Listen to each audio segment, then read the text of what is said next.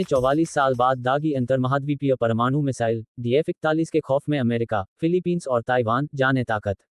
China प्ला ICBM DF-41S। चीन की सेना PLA के रॉकेट फोर्स ने DF-41 अंतर्महाद्वीपीय परमाणु मिसाइल का परीक्षण किया है।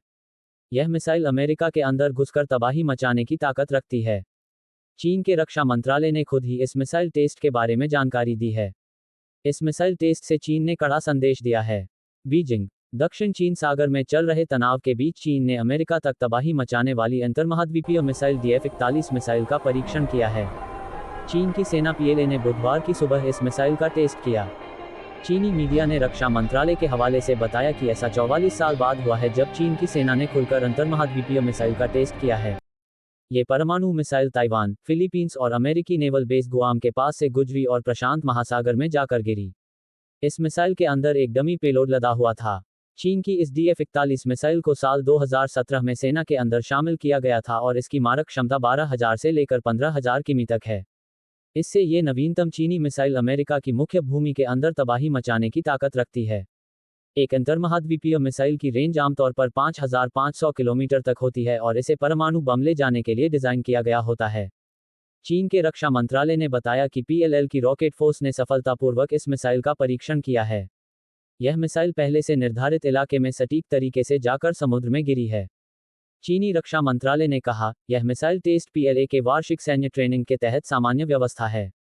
इसमें हथियार के प्रदर्शन और सैनिकों के ट्रेनिंग का प्रभावी तरीके से टेस्ट किया गया। चीन ने कब पहली बार दागी थी ICBM? चीनी रक्षा मंत्रालय ने कहा कि इस परीक्षण का उद्देश्य सफल रहा। चीन ने इसकी सूचना सभी पक्षों को दे दी थी। ऐसा 44 साल में पहली बार हुआ है जब चीन ने समुद्र के ऊपर अंतर्महाद्वीपीय मिसाइल का वायुमंडलीय परीक्षण किया है।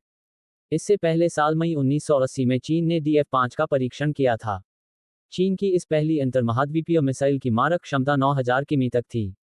चीन ने इस मिसाइल का परीक्षण ऐसे समय पर किया है जब पूरे एशिया प्रशांत क्षेत्र में मिसाइलों से जुड़ी गतिविधियों में भारी तेजी आई है। इससे पहले उत्तर कोरिया ने कम दूरी तक मार करने वाली मिसाइलों का परीक्षण किया था। यह मिसाइल जापान के पास जाकर समुद्र में गिरी थी। वहीं अप्रैल महीने में अमेरिका ने फिलीपींस के पास अपनी मध्यम दूरी तक मार करने वाली मिसाइल को तैनात किया था। साल 1987 के बाद ऐसा पहली बार हुआ है जब अमेरिका ने एक मध्यम दूरी तक मार करने वाली मिसाइल को एशिया प्रशांत क्षेत्र में तैनात किया है। अमेरिका साल 2019 में INF की संधि से हट गया था और आरोप लगाया था कि रूस इस समझौते का उल्लंघन कर रहा है। अमेरिकी रक्षा मंत्रालय का कहना है कि चीन की सेना की रॉकेट फोर्स अपने रणनीतिक प्रतिरोधक क्षमता को आधुनिक बना रही है जिसमें नए अंतर्महाद्वीपीय मिसाइल का विकास शामिल है। चीन के पास 350 ICBM। अमेरिकी रक्षा मंत्रालय ने कहा कि चीन ने अपने अंतर्महाद्वीपीय मिसाइलों के जखीरे को दोगुना कर लिया है और इसे लगातार बढ़ा रहा है। चीन के पास अनुमान के मुताबिक 350 अंतर्महाद्वीपीय मिसाइलें हैं। इसमें DF-31 और DF-41 मिसाइल शामिल है।